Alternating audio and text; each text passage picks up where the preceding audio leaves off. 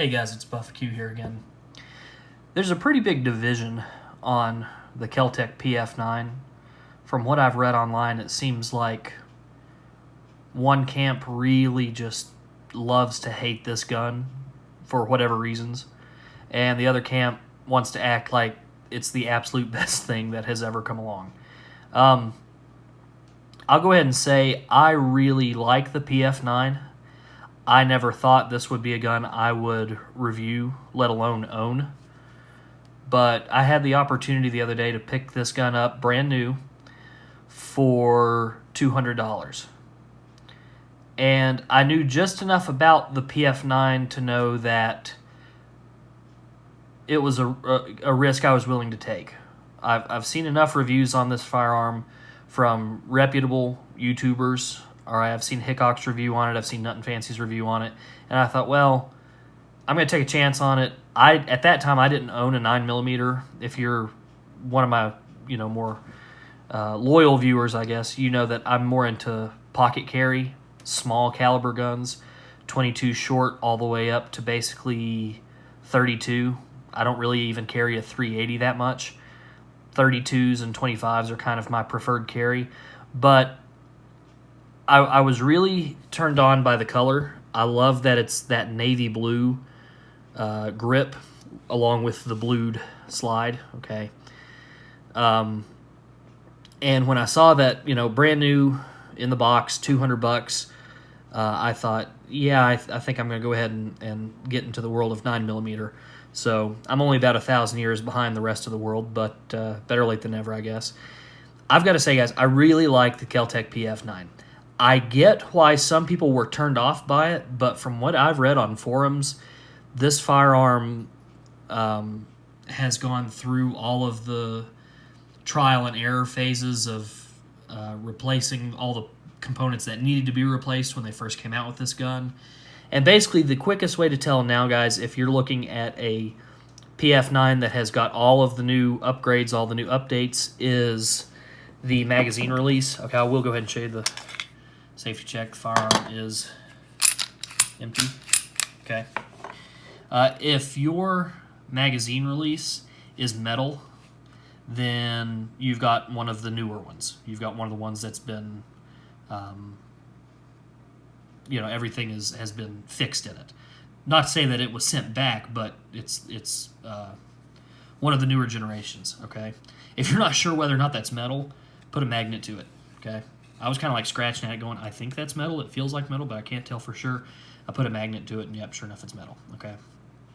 So basically, 9mm, single stack, 12.6 ounces, so it's really light. All right, so that was one of the first things that I thought, okay, once I got it in hand, I thought, yeah, I think I might really be interested in this. It's nice and light. Okay, it's got an overall length of 5.85 inches. The barrel is just over 3 inches, all right? Just over a 3-inch barrel on this guy. It's got a height of 4.3 inches. And then the thing that really makes it for me is the width. This is a pretty narrow firearm, okay? 0.88 inches, okay? So well under an inch in width. And it's got a 5-pound trigger, okay?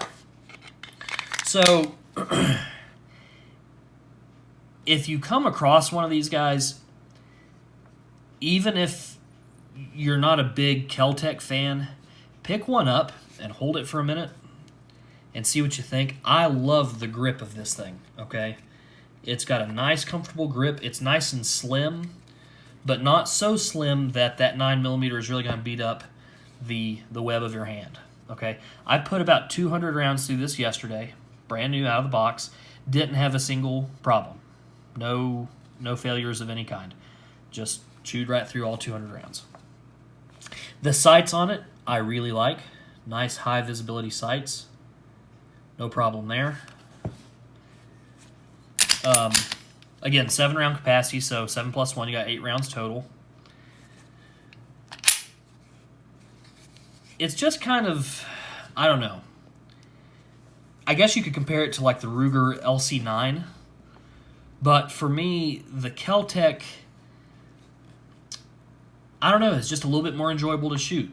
We do have an LC9 in the family, and I've shot it some, and I like the LC9, but for some reason the Kel Tec was just a little bit more comfortable to me, and I don't know why, because the Kel Tec is actually lighter.